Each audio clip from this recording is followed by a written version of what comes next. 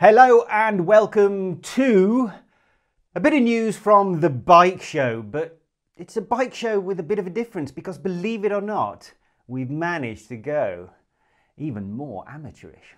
Hey Don, so me and Don are in two different countries and communicating via Skype. Let me just set the scene a little bit. Don is in South Africa, where we are both normally, but I am in France at the moment, which is, I was going to say where I live, but not normally. My wife lives here, but I live 60-70% of the time in South Africa. It just so happens during these extraordinary times, coronavirus, lockdown, I scooted back to be with my wife. So I'm in France, keeping an eye on what's going on here in Europe and enduring French lockdown. Don, how is it in South Africa? Are you surviving lockdown? Well, annoyingly, you've told me that there in France, it's all clear skies and beautiful and you can walk the dogs. Here it is cloudy, rainy, absolutely freezing, very un-African-like. And so, I mean, it's sort of, oh, come on, you know? Terrible. Well, I obviously came to the right place. Yeah, it is. I must admit, I'm feeling slightly guilty because for a lot of people, this lockdown thing around the world is very hard. And a lot of people have been touched personally with friends or family members. I haven't. The sun is shining. I'm walking my dogs every day within the prescribed limit, weeding the garden, drinking red wine from the vineyard up the road. And yeah, in South Africa, it's even worse. You're not allowed to walk like a your holiday. Dog. Yeah. Here in South Africa, you're not allowed to walk your dog. They'll arrest you. True story. Yes, I believe so. Yeah, you're allowed to go and buy food and medicine, and that's pretty much it. So have you been? Listen, we all know Don. Don is notorious for, he loves his food. He loves good restaurants. He's not known for cooking. Don, tell me. Yeah, the thing is, have you managed to cook anything? I've always let the professionals do the cooking, you know, like the fast food takeaway places and restaurants and things like that. I've given it a go myself. I don't see the fuss, really. You get some meat, you put it in a pan, you leave it there until it's the right color, and then you eat it. So, I mean, Gordon Ramsay and all these people have been getting all these accolades. I don't get it myself. It's easy. So wait a minute, are you on a protein-only diet then? I can imagine you are just eating meat. Well, I'm not going to try baking, put it that way. Easy there, one at a time. Well, he looks, I think you'll agree, surprisingly healthy and happy. Listen, Don, we're going to talk about some motorcycle news because that's what we do, and we've been scouring the interweb for weeks now and wondering what's going on. Where shall we start? Shall we start on an upbeat, a downbeat? I tell you what, I know you actually tuned in. A friend of ours that we know very well indeed is a South African. He's actually in Austria at the moment, has been for the last year or so, I think, and he is KTM. Do you know his official title? I know he's in the PR department for... No, he's KTM Road... Okay, well, hang on, let me try and paraphrase. KTM Road Motorcycles Marketing Manager. Basically, anything KTM with a number plate, he's the marketing manager for it. And his name's yeah, he is a good friend of the show. In fact, you may have noticed if you're a regular viewer, or if you're not, try and search this video out. It is on the bike show. Don organised for him to, when he was doing the same job for KTM South Africa, he organised for him to ride around one of our previous office spaces, which I have to say turned out to be an absolutely brilliant video. And you will be able to tell that the man can seriously ride a motorcycle. Yeah, that was on the 390 Duke. That was on the 390 Duke. So go search that's true. the bike show 390 Duke. Bike show 3, well, there you go, perfect. Go and look it up because he is a genius on a bike, and there's a nice link there because he is the man responsible for the launch, the digital launch, if you like, of the 890 Duke, the 890R Duke, is it? Yeah, it's the 890 Duke R. I always get it confused. I go Duke 90R something, I don't know. Yes, yeah, it's got an R in there. It's got an R. And basically it's kind of interesting. Well, okay, normally they would send all of us overseas, you know, nice plane tickets, big hotels. Basically they bribe us to say nice things pretty much. But now because human beings are now a health hazard, they've kind of decided no. And you'll see the Ducati did the same with the Street Fighter. It was all kind of done at home. In fact, Rion tells the story. I mean, he had to produce the whole entire video himself, voice over it himself, everything himself. And I'm kind of like, man, you work for KTM now. Don't you have people for that? He's like, no, we work hard here. He is the people, I think you'll find. Yeah, he is the people. So how was it? Did he do a good job? And what have we learned? I suppose basically this is, without being too cynical, it's just going to be a bit of a bigger 790 Duke, isn't it? Oh, yeah, I mean, KTM, they've got a 690, 790, 890, 1090, 1290. I think they're trying to fill every single 90 they possibly can. And I mean, I'm going to this doesn't really do it justice, but it is a 790 where everything is slightly better, slightly bigger, slightly better, which is not really a justifiable way of explaining it. Just like, well, it's a 790, but more. Because the 790, as we know, is good fun. This is a 790 with more fun. I mean, quite a lot. You take all those little components, add them all together. It should be an absolute blast. It should be, and I think, listen, I'm going to surmise that you, the KTM 1290 Duke is undoubtedly one of your favourite bikes. So you will probably look at this 890 as interesting, but a little bit of a pale imitation of the bigger brother. Whereas I actually like the idea of this 890, a little bit lighter, a little bit more manageable, possibly even more of a hooligan machine because it is lighter and more manageable. I can see the sneer beginning to kind of plaster itself across your face. You don't agree, do you?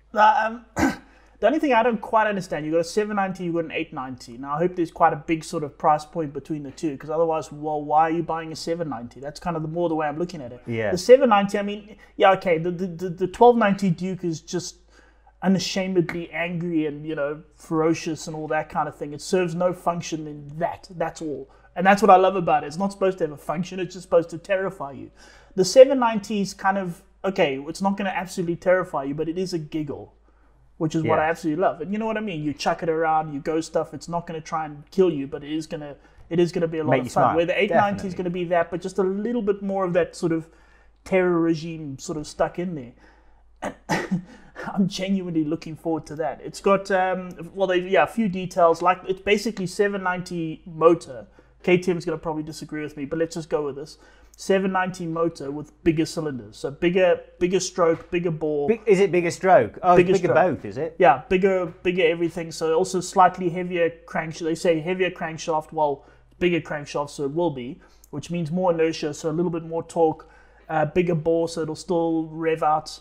And it's got all the top WD suspension. It's got, or WP suspension. It's got Stylema brakes, which is what they use on all the top superbikes and everything like that. Sorry, I'm consulting my notes. 119 horsepower, which is... How many? About 119. So it's roughly 20 more than the 790.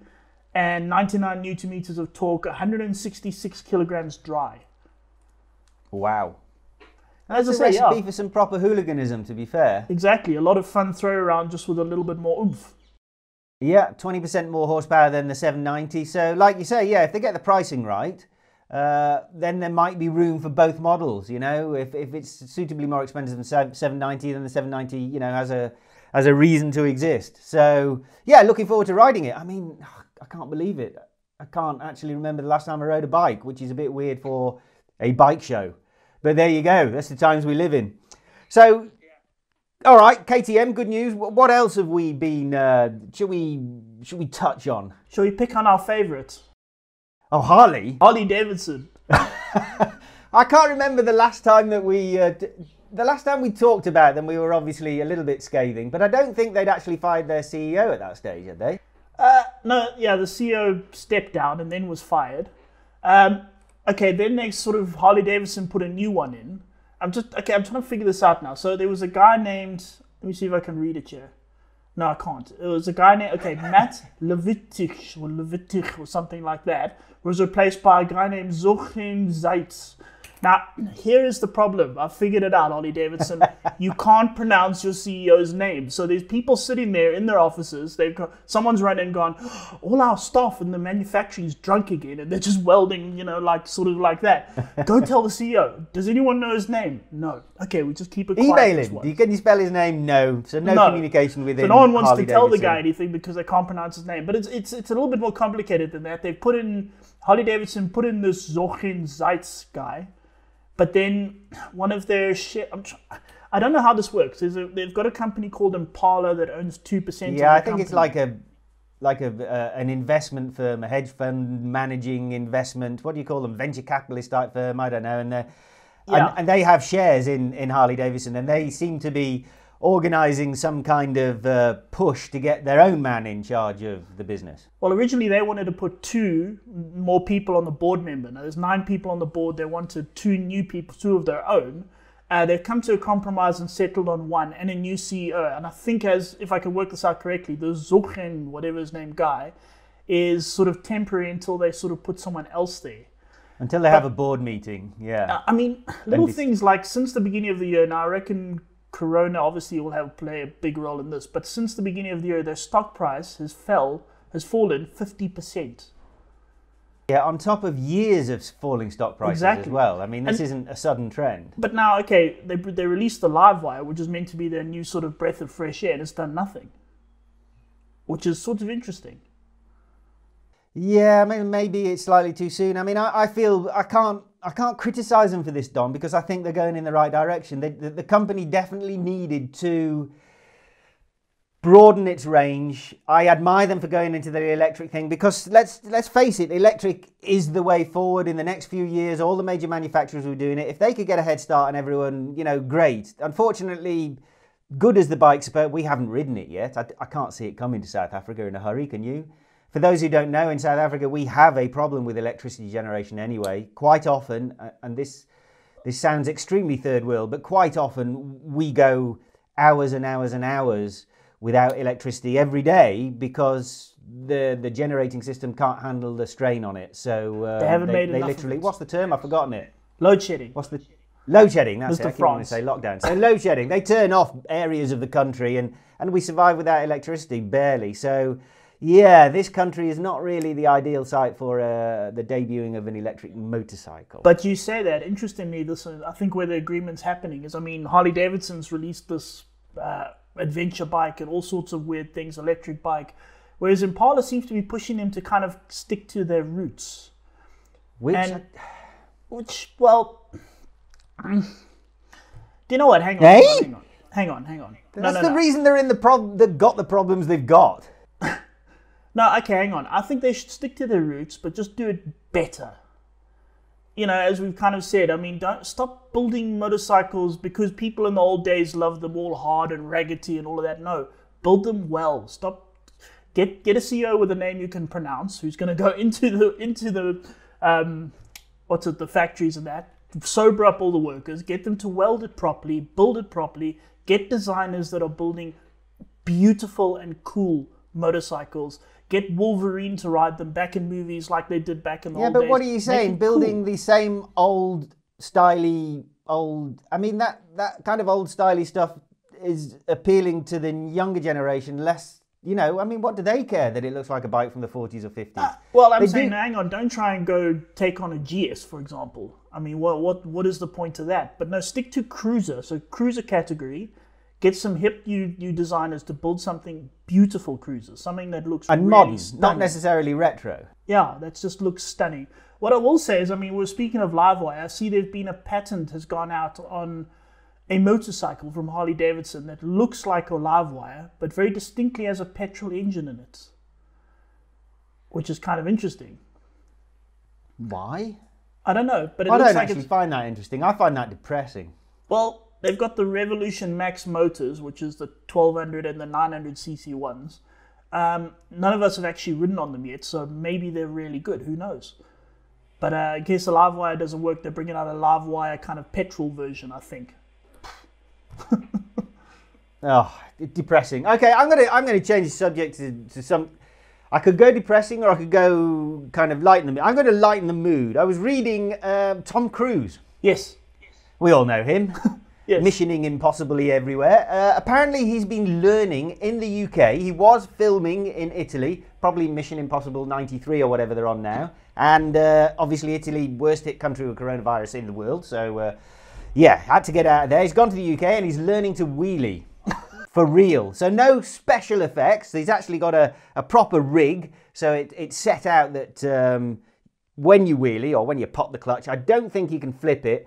And you also don't need to worry about going from side to side. It's simply a matter of getting it up and trying to find the balance point. What does amuse me somewhat is that... What was that? Well, there's some guy revving a motorcycle outside my house and other dogs are starting to bark. These bloody motorcyclists, really. I'm jealous. Yeah, so he's been wheeling. The bike he's learning to wheelie on, not a KTM Super Duke of any description, a BMW G310. Yeah, so that's Which why I have to say, if he can wheelie that, yeah. damn, he'll be able to wheelie anything. But it is sort of interesting. Quiet you. He's barking at a motorcycle. Donovan, by the way, has a bulldog. Do you I not? have two dogs. This is I have a noisy one and I have a bulldog. And interestingly enough, the one is jumping up and down, barking like hell, and the bulldog is fast asleep. Oh, well, there you go. Yes, he always is. Jack, I believe he's called. Lovely fella. Now, what is interesting, Tom Cruise is very known for doing his own stunts. So he doesn't, unless something is genuinely going to kill him, he will do his own stunts. So it is kind of fun that he is, I mean, perhaps he wants to literally do this. Let's go in the movie, I want to, pull a wheelie and actually pull the wheelie. I think that's exactly it, Dom. What's interesting is he's doing it at they had him at the Dunsfold Aerodrome. That's where they filmed Top Gear. Top Gear, yeah. You remember he set the fastest lap there in that reasonably priced car. Reasonably priced car or whatever it was, yeah. Talking of reasonable, let's keep these news ramblings to something of a reasonable length and call it for now. But we will be back in a couple of days with more in-depth, rambling news coverage from myself and Don. So until then, stay safe. We'll see you soon.